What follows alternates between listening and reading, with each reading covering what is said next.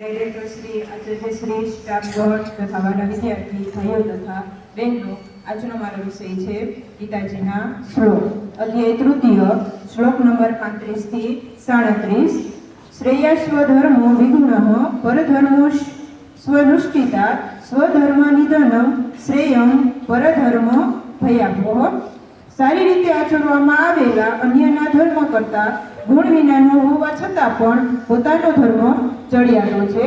પોતાના ધર્મમાં તો મરવું પણ કલ્યાણકારી છે, જ્યારે અન્યનો ધર્મ તો ભયપ્રદ છે. અર્જુન ઉવાચ અથવા કેન પ્રયુક્તય પાપચરતિ પુરુષઃ અનિચ્છનપી વાણિષ્ય બલાદિવ નિયોજિતઃ.